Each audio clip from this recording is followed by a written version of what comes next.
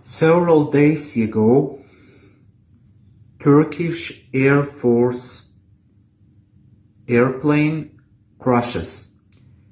Coming to Azerbaijan, anniversary 5 years of Azerbaijan victory military parade, and from Azerbaijan going to return to Turkey.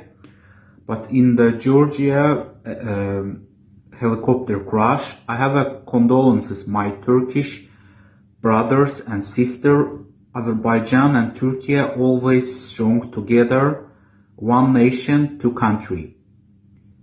We are strong and together forever.